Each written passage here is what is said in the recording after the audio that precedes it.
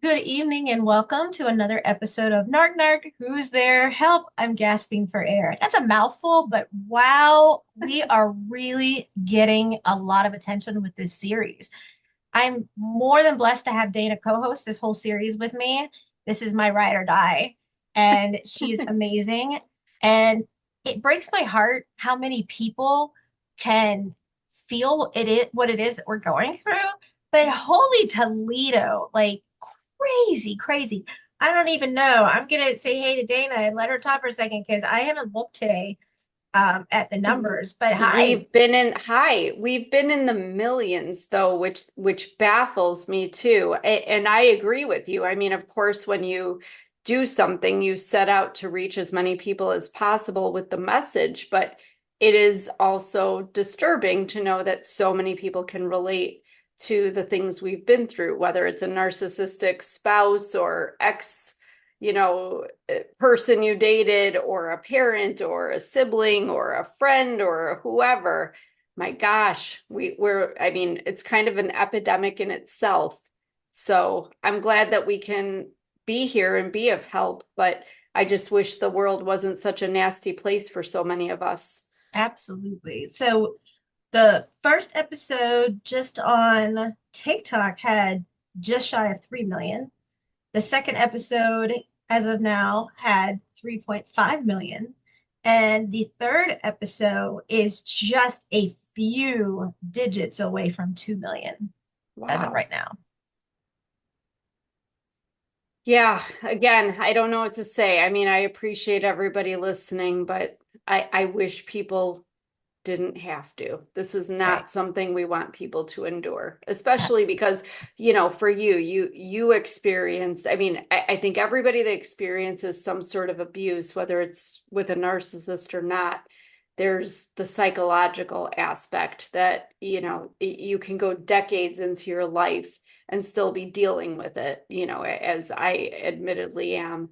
But you have experienced the severity of the physical end of it as well, and still have those same issues with your daughter, and just that it's just so there are just no words to know that so many other people are going through this to some extent or another. Because the Right. psychological is bad enough without the sexual and the legal and the financial, and then like, the physical and Right. the lifelong effects of it, literally. I mean, what are we doing to each other? What happened to humanity? Right. And then on top of it, the one thing I love is that they hear us tell them that they're not alone Yeah. because they're not alone. And people are reaching out to us that the reach that this is going is just crazy. You know, when people Yeah. are sending messages that they're so thankful for us and that it does feel like a verbal hug. I've had people say that they feel like we're verbally hugging them, which I've never heard that term. I love it. I think it's great. They feel like we're giving them a soft verbal hug to let them know that they're not alone and that we have gone through Yeah. this. And that's why we're doing this. Yeah, it's called validation. That's what that is. And Right. and that's the thing about you and I is that we are both fortunately in positions where we are safe, we are protected, and therefore we have nothing to lose by opening our mouths for everybody now. So that's what we're here to do is just expose Right. it for what it is and say what other people may not be able to even really articulate themselves so that they can understand it and hopefully avoid it in the future. But yeah, we're definitely here for everybody and glad to be. So, Absolutely. what are Absolutely. we gonna speak up about today, ma'am? I just have to put a side note, and I'm going to be Okay. very cryptic. I'm not going to name Uh-oh. names, and so I know you'll know who this is. So I've had retaliation on the Narc Narc. Who's Oh there? no. I did. Let's see how cryptic I can be about it. So somebody called and tried to get Faith's insurance stopped. Oh, that's a nice thing to do for a girl that needs medical attention as frequently Right, as she does. That's right. that's great. That's Um, phenomenal. a letter was left at my husband's place of employment that had our names on it in writing that I knew the moment I saw it. And it was opened mail by the federal government, um, that they opened. And then they put it in this envelope.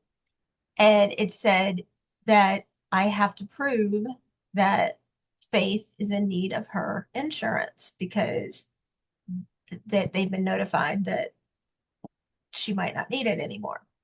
And anybody who has ever listened to us knows that we almost lost her so many times at the beginning of the Yeah. year. Yes. And it also says that like we didn't notify them of a phone number change and address change. And I was like, yes, I did, because I take notes on everything. So I call and then not only this, but the date of the letter is like weeks ago. And the date of my interview is in like the next day. So I call the number and I'm on hold forever to get somebody. And I'm like, I need to change the phone number and address that you guys have on file so that when they call me for my interview, they call the right number. And I was like, I did not call and change this. And I said, I don't understand how this got changed. You cannot change your number with them online. You have to call a number and talk to somebody directly. And so they were like, well, um, I said, can I put a password on the account? No. And I was like, okay, well, how do I prevent this from happening again? And they said, well, when you called in, I was like, it wasn't me. And they said they provided your name, your social, your date of birth, your daughter's name, where she was born, your mother's maiden name, and changed your address and phone number. And anyone who could call and say that they were you could do this. And I said, could you tell me when this happened? And they told me, and it happened to be 1 week after the release of the Narc Narc book. Mm. And that's all I'm going to say. Well, I'm sorry you had to experience that, but I think that if people don't understand yet how far and how, I mean, how cruel and vile narcissists can be, um, Perfect example. that is a perfect example because I too have, I didn't actually even put it in my second book, but there was a circumstance when I was a teenager that I, for reasons of my own well-being and that of an unborn child that I was carrying, did not share with my mother and stepfather at the time, but I was also told that she had found out by calling and pretending to be me. And it's, you know, I will never understand how people can do that, never mind to their own child, to put them in that kind of danger, but their grandchildren as well, Talk about or any faith. other human being. Yeah, I mean, Faith, because I mean, she's not even my kid, but I think I and thousands of other people were watching over last Christmas while we were all baking cookies and baking hams.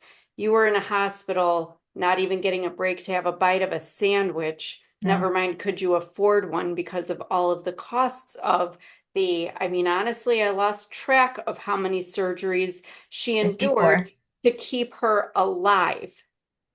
Right. And we were all praying and hoping, and it went on It, for months. And she just got her last tube out and is finally free of that mess. And we're all crossing our fingers that the worst is over. But to have the nerve to even, if they have an issue with you, that's right. it's baseless anyway. But to mess with Faith's medical care, she could literally, I don't even want to say the word because I'm Mhm. not going to put that energy in the universe, but that's disgusting. That is Yeah. absolutely disgusting. And I'm so sorry that you have to deal with this now. Thank you. But, I told Michael, I was like, I can't wrap my head around why somebody would do this. Like, I just can't. I can't understand. And he was like, that's because you're not like them. And I said, I understand that I'm not like them, but I don't get how someone could do this to an innocent child, you Well, it's know? not about doing it to the child, it's about doing it to you. Right. Because this is the thing about narcissists, the good ones, the real special ones, they know where to get you where it hurts. Yep. They know, they're watching, they're listening, all the while they know what to do. And if something ever happened to Faith, I'd pretty sure I'd be right behind you and your husband, but there there would be some hell to pay if something ever happened to that little girl. And Absolutely. let me tell you, I mean, this is a good subject though, because I I find it interesting, and I've had this in my own life.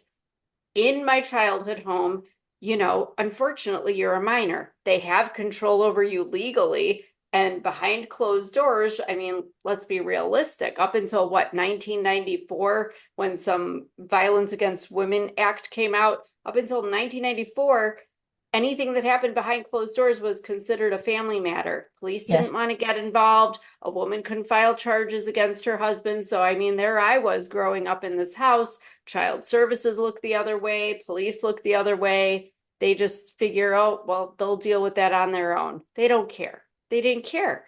And when you finally get to be 18 and you get the heck out of there, or hopefully sooner, I couldn't, unfortunately, before 18, but they find different ways. And it always is interesting to me, when I'm 48 now and people will say, oh, well, you know, I thought your mother, was estranged. I thought your stepfather hasn't spoken to you in years. Yes, we have had no contact for years. Mhm. Yet still to this day, they find random ways to affect me, just as it sounds like happened to you, without naming people. But that's the thing about it, is that they cannot let go of that control. They will Right. find a way to hurt you. They know how to hurt you, and they got to get a little more creative when you're not under their control, when you're not legally in their custody, when you're legally not married to them anymore, whatever it is, they will still find a way to hurt you. And they just know, they always know exactly how to specifically hurt you. And through you, it's your daughter. For most anybody, it would be their child.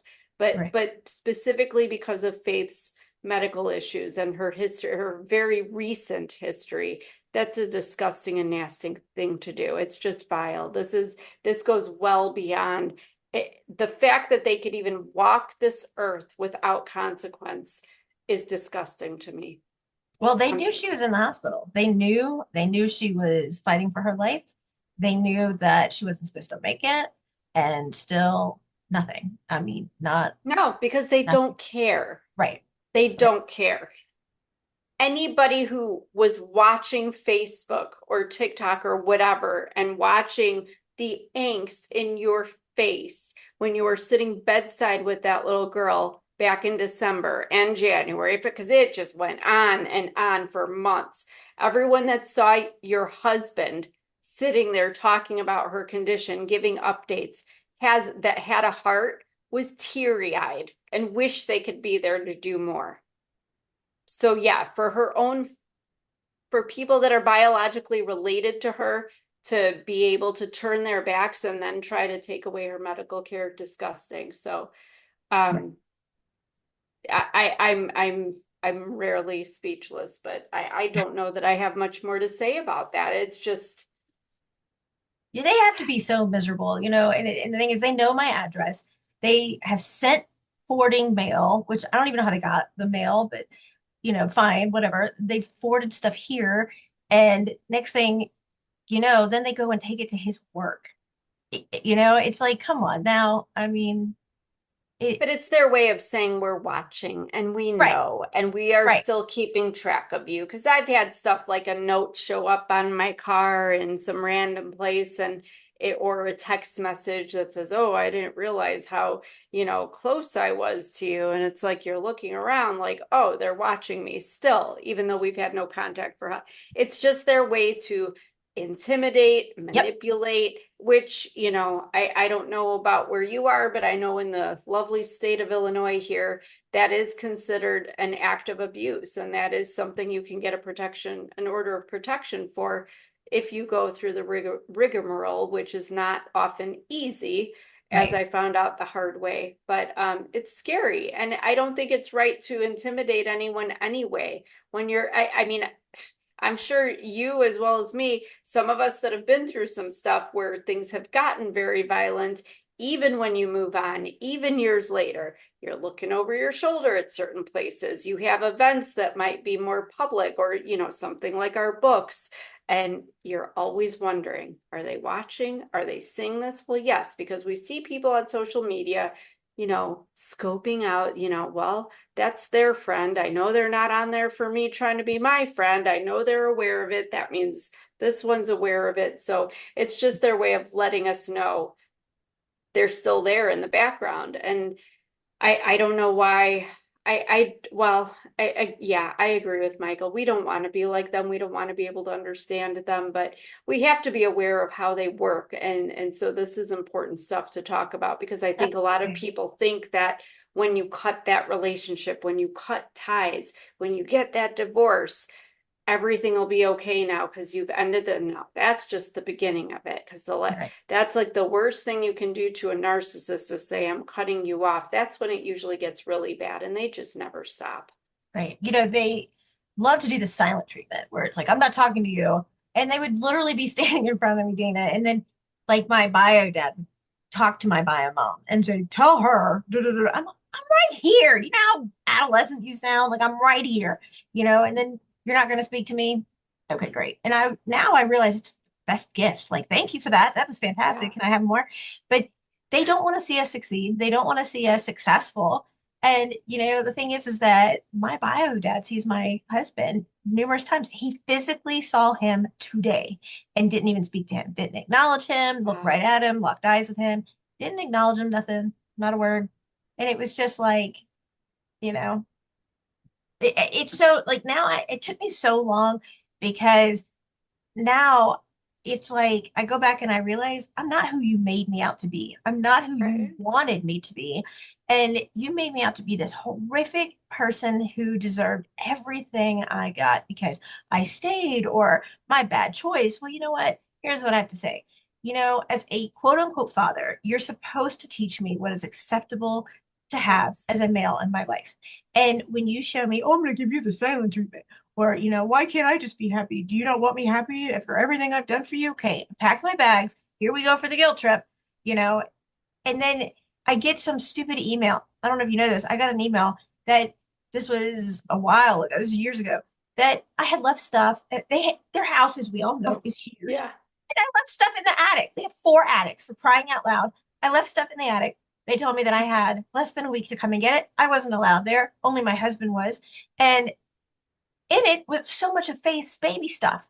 I mean, things that she made me, art, stuff like that. And they had the room. They told me I could store stuff there. So I did. And that was my stupid fault. But you know what? They got rid of everything. They got rid of things that Faith made them, Faith made me.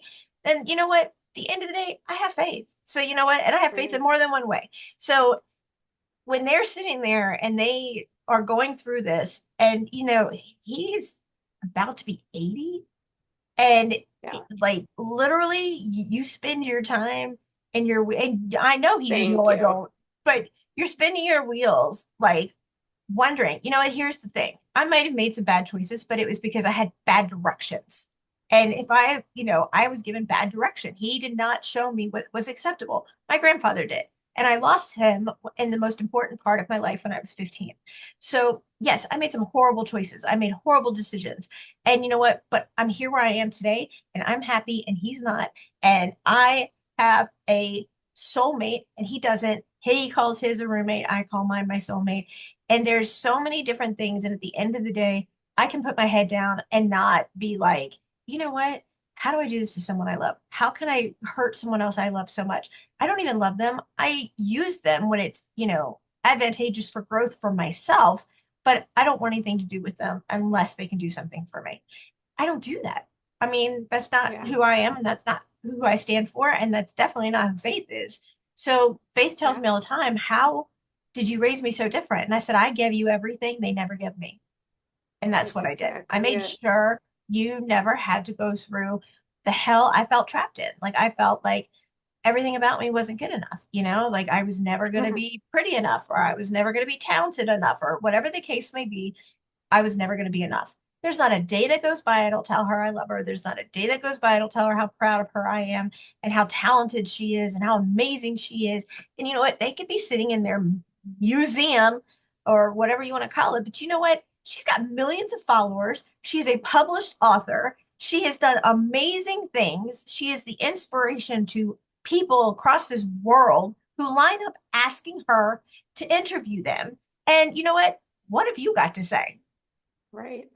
Exactly. But again, they're just trying to get to you. And I appreciate you pointing out the age because I want people to understand that. It's something that I have actually said out loud just to myself because I'm here alone and I have nobody to talk to other than you sometimes and myself and my cat. But I'm like, they're 50, they're 60, they're 70. Like, these are people that should not be acting like 15-year-old petty high school Yes.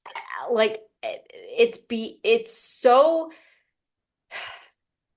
nobody is better than anyone else. And so Nope. We all number put our one, hands I up the want to same way. say, right. And that's the thing is that we've all made mistakes. When you were sitting there saying you didn't always make, the thing is, that's life. That's what it is to grow up. You make bad decisions, you make the wrong moves, but sometimes you make the right decisions and you learn as you go. But the key is learning. And part of that learning comes with growth and self-awareness. And I would like to think that most people would like to go on that path continually throughout their life. But there are some people, for whatever reason, and honestly, I mean, I could go into analysis of their pasts and, their upbringings and whatever, and probably find it as well as you could too, the psychological source of why they are stunted and what exactly happened to make them that way. But it is so sad to think that somebody is at 70, 80 years old, as the case is for us, still acting like a 12-year-old, trying to like, I'm Yep. going to get them back. I got to figure out another way to get them back. Like, really? You want to, your last dying thought is going to be how to stick it to me more? But again, they find ways because they are intent on it. My mother and stepfather were not as overt as saying, come and get all your crap because I didn't leave. I've learned to pack light. I've moved enough times where if I can throw it in a backpack, I'm good. And if I don't need it, I don't take it. But, when my first book came out last year, it was about a month after my son showed up at my house with my baby blanket that my great grandma had crocheted for me. My mother had had it and I guess she didn't want it in her house anymore. So I guess I should be grateful that she at least sent it back. But you want to know why? She sent it back to give, I mean, that gives a message that you're not my daughter anymore. I don't Right. want you anymore. I am ridding of you. And when you grow up in circumstances like you and I have, and you already feel worthless because, like in my house, I was told I was an accident, I was a mistake, never should have been born, all that stuff. I mean, you want to talk about feeling worthless and not feeling like enough, then to give me my baby blanket like an FU basically, Right. and to have my son deliver it, really, Yeah. really. But that hurt. I mean, Yeah. 40 some years old, and I cried because I knew my pictures that my grandma told me all my pictures had come down, how many years ago. And I remember seeing that that's something they would do when I was an adult, is if Mhm. they weren't happy with me, my pictures would come down off the wall. And I'd get the silent treatment, like, we're just going to erase you because you weren't a good girl. You're a So, tax write-off. right, exactly.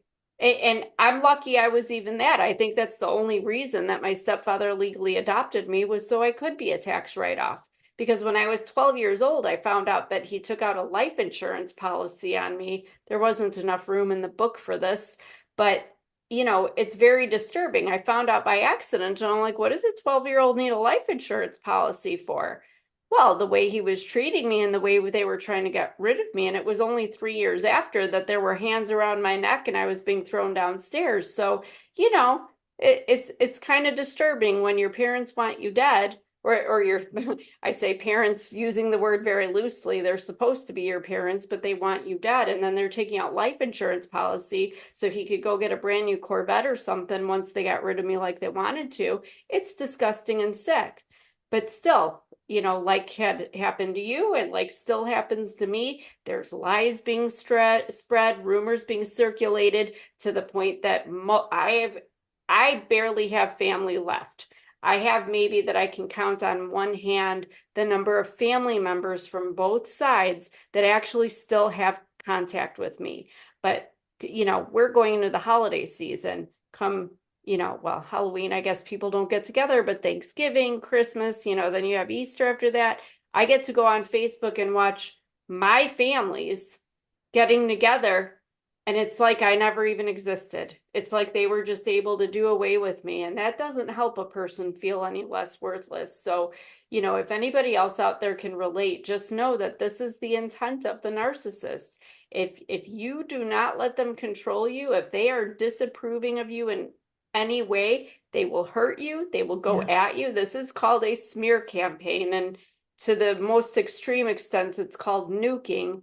But it's terrible that we even use like military warfare, political warfare verbiage to describe what they do to other people. Like, just Yeah. go on with your life and move on like I am. Like, I'm not talking to you, I'm not reacting, I'm not even defending the lies anymore because I'm over it. If people want to think that I'm the villain, if they want to think these terrible things about me, let them. Let them. Because the people who really know me know that none of that is true, or they would care enough about me to come to me and say, I heard this. Do you want to explain? And give me an opportunity to do that. But they don't, Absolutely. Right. because they're buying into the BS. And these narcissists, I hate to tell y'all, but they are convincing. They are Yes. really, really good at what they do. They can put on an act. I mean, why do you think we married some? I mean, that Ted Bundy was charming and handsome. We weren't going out on the street looking for Chucky with his little butcher knife and his crazy red Right. hair. Right. Nothing against redheads. I love I was you. gonna say, I love how she had said it. I love you. But you think about it, and when you get to that age, you're like in your late 70s and whatever, you always heard that they revert back to like a toddler sense where they, act so, like stomp my foot and yeah, and that's the thing, and I still pray for them every single night. I do. Um, Wow. I do. I pray for my abusive ex and his family every night because Wow. everybody said to me, how do you still have a smile on your face? And it's because I was kept here and Faith was kept here and it was for a reason. And I truly believe it's to be here with you and to advocate and to show people that you can get over it. It's not a competition how many times you've been hit. You know, God Right. forbid the time you've been hit just once, you're in our circle. I mean, that's how I see it. And I just I know that revenge is not mine to give. And I heard that so many times. And I truly believe in my heart, like we have one heart and we can either fill it up with love, happiness, laughter, and joy, or we can let it just become black like theirs. And I'm not going to do that. And so I really just, and I'm still human and I repent my sin. And I will say that right now is, that the fact is that if something happens, I just kind of want to hear about it, but I will not be Yeah. involved in it. I'm not going to I have agree.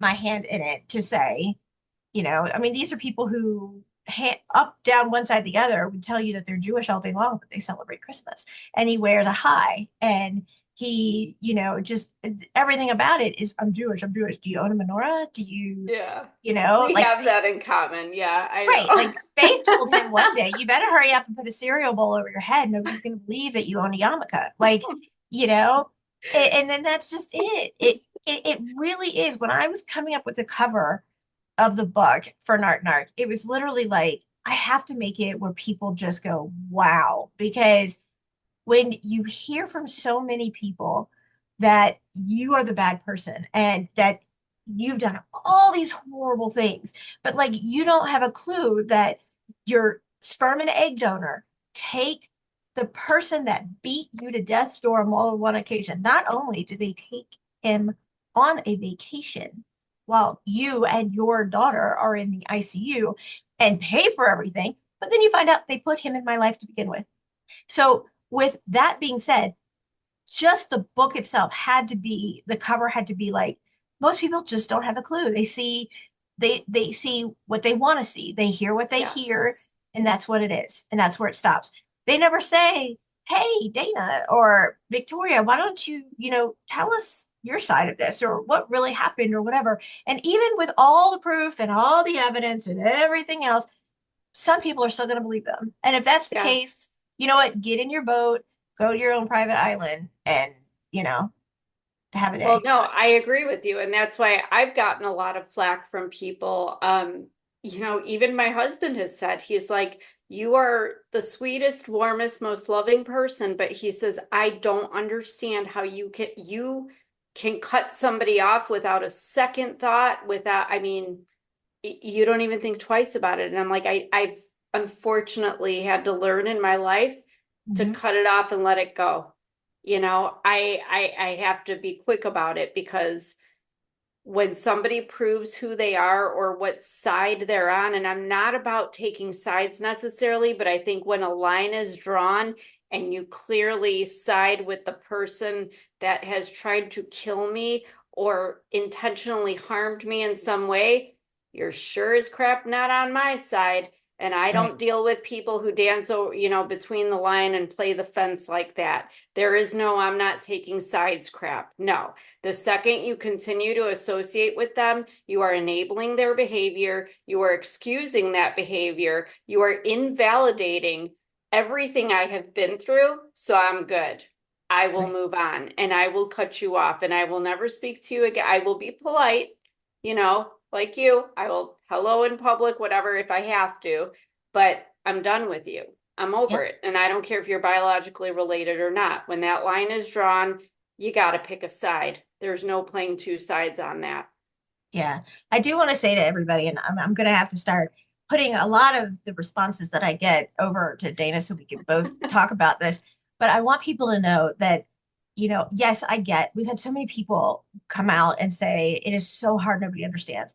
We understand Oh, because we we've get been it. there, we Yeah. totally get it. But there was this one lady who did not use her name when she wrote. It was just, it was an unusual screen name or whatever in her message, and she didn't say her name, but by the way she was writing, I would say maybe she's in our age group, but she's in the very beginning of this, like she's Mm, having a really hard time, and she doesn't think she's very strong. And I'm here to tell you that um, you're stronger than you know, because yeah. they You pick figure it out. us. They pick us as the black sheep because they put everything on us. They put it on us.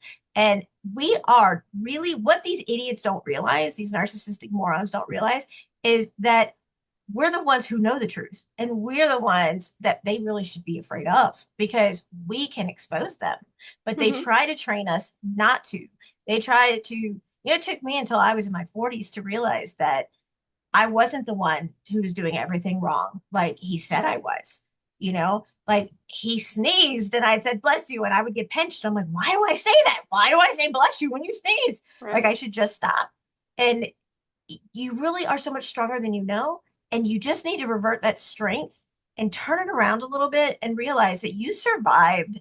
And I say this all the time when I'm speaking engagements, you survived 100% of your worst days. And they can't say that because if they could, you wouldn't be their crutch. Right. They are so unhappy in their life. They're miserable humans. I don't even like putting them in that category. They're such unhappy creatures that they want to spread their unhappiness because misery loves company. But the strength you have from within to cut them out of your life, or if they cut you out of their life, the point is you need to remember is that you're continuing to have them no longer in your daily life. So that makes you a lot stronger than you have any idea. And kudos to you for that, because I can tell you, I went back dozens and dozens of times begging for their forgiveness for shit I didn't even do. Yeah. They were mad at me and not speaking to me for whatever reason. And I fell on the sword just to get them to forgive me for what I was being blamed Right. for that I wasn't even a part of. And so for I you I know. to literally just take a moment and realize that if they did cut you out of their life, because this reader, like she sent me a very long email, and I really appreciate that. And I will tell you, I read every single word, is because of the fact that you were heartbroken. But you know what?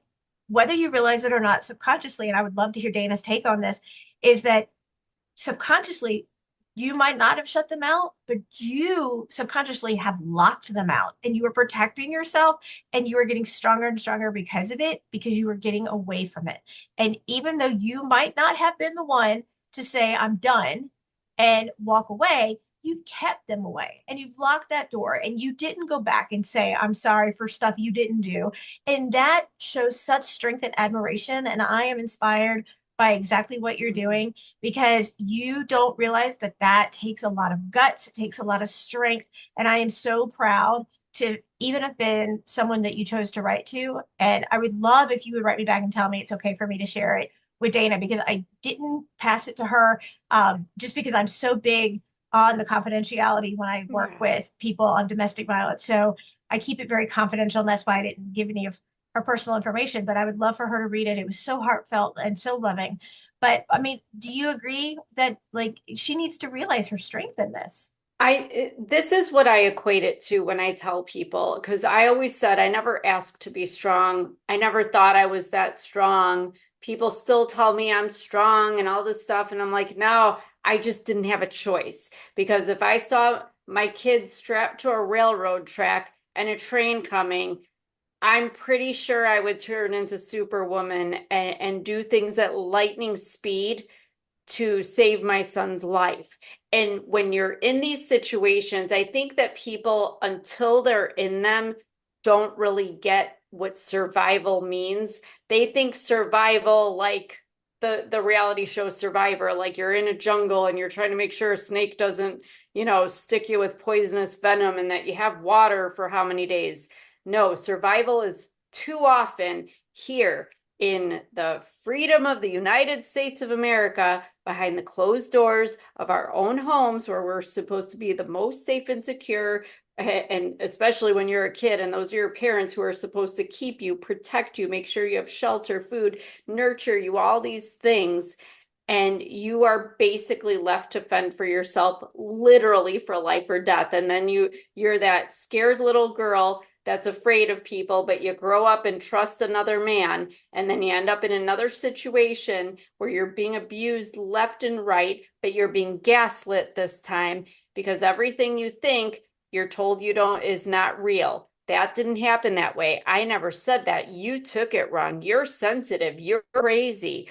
All these things. And then we start to doubt ourselves. There's that Right. crazy making. So by the time you kind of open your eyes and think, maybe it's not me, maybe it's them, then they start really working you. So if you don't already think everything is your fault and that you are the problem, they're going to work harder to make you feel that way. Except once you really take those rose-colored glasses off and see it, you can't unsee it. And then there's a little resistance and there's this push and pull. And for me, it went on for 15 years until I finally pulled the plug on it, but not without getting to the point where he actually was planning to kill me and he wanted me dead. And even after the divorce, it got the most violent.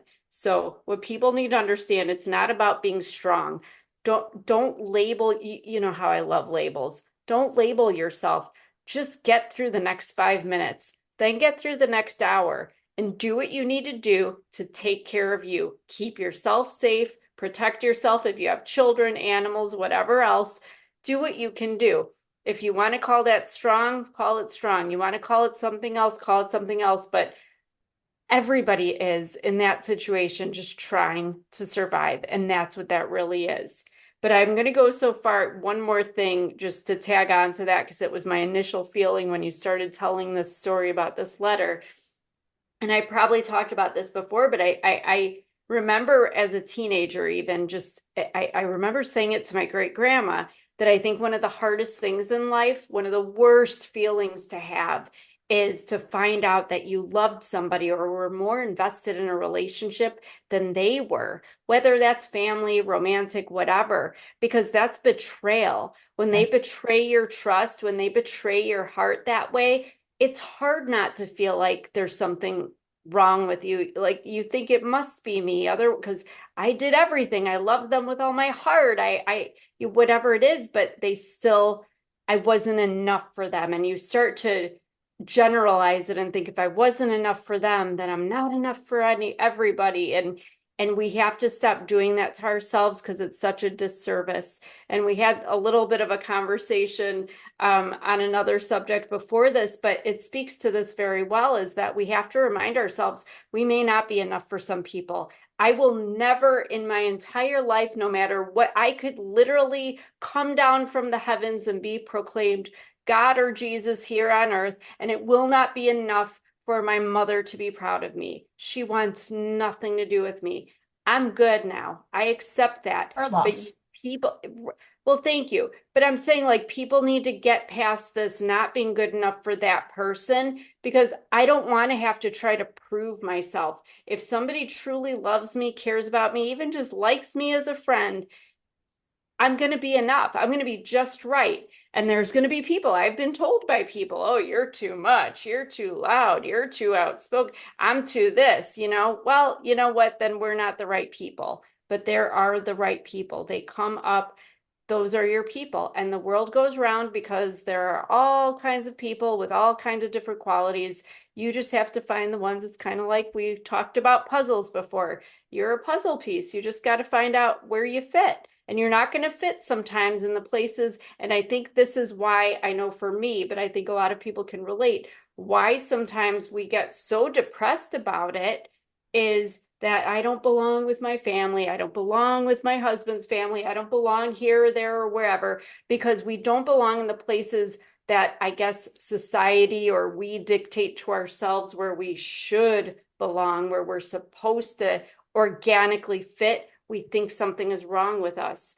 But, you know, sometimes you just have to look in the mirror and say, maybe I'm just that special and I just fit with my extra special puzzle people because they're out there. And we have to remind ourselves too, for those of us who are faithful, one of the things that helped keep me in perspective when I was trying to get past this idea of not being enough for my mother and not being enough for my stepfather and then my ex-husband and like almost everybody I've come across in my life, is that I am a child of God. I am not my mother's child. She gave birth to me. I am thankful that for whatever reason, she kept me alive, very minimally, but she did, and that I am here. But I am God's child now. I am not necessarily hers. She does not possess me in any way. So I am here to do his will, to do his work. And that's why we're here trying to help other people that have been in these situations. But nobody is ever alone. Nobody should ever feel like they're not enough. And it makes my heart sad because I am one of those people. I am still working on it. So believe me when I say I get it. And I have my days and I still cry in fetal position sometimes, because we are all human and we feel and we hurt and things remind us of that pain. But you got to stand up and smile and say, you know what, though, there's nothing wrong with me, because really I'm not alone. Let me scroll through my phone and see all these people. You know, I can always count on Victoria here to be the you're amazing and hey beautiful and all this, and I'm like, oh, I just want to put her in my pocket and take her home, you know, because I need that cheerleader. But we all have those people. We just don't focus on them because we are so focused on the people that don't want us, the people that reject us. Stop looking for reasons to reject yourself. Yeah. Go to the other side. You know, it's the side thing. I do hate picking sides, but you got to side with yourself once in a Yeah. while. We all Absolutely. need to. Sorry for that little Absolutely. monologue, but it's so No, important. no, I love it. I'm going to be in her pocket. Like I always send her messages and I'm like, hey, how's your day? And she's like, and Faith, of course, is now swearing up and down that this is her aunt. Like I can't have a conversation. And she's like, I'm telling Aunt Dana. I'm like, go tell Aunt Dana. And she's like, I'm going to tell her right now. I'm like, you want my phone? You go tell her, you know? So I love that. But I wanted to ask, how do you feel about our next session? Is that I've been putting together a list of questions that we've been getting that we do a Q&A Yay. session. I love that. I Yeah, love we've it, got love a it, love lot. it. So anybody who has any questions, either ask myself, ask Ms. Dana, and we'll put them all together. And on the next one, we will answer all of these questions that we're getting. I figured we would wait till we got enough to do a whole session on Q&A, and I think that will be great. I do. I think it'll That be would great. be amazing. I love that. I Yes. love that because we want to definitely answer questions specifically to what people want to hear. And Yes. anything about narcissism, abuse, domestic violence, something specific to Victoria, to me, if you've read either one of our books and have a question about a book, about a scenario, we are more than happy to answer that. We are both obviously very open and unfiltered. Yeah, we're definitely unfiltered. Thank you guys so much for tuning in. And in our next session, we're going to do the Q&A. Yay. That'll be fun. Thank you for being with me again. I'm going to go jump Always. back in your. Please do. Bye. Bye.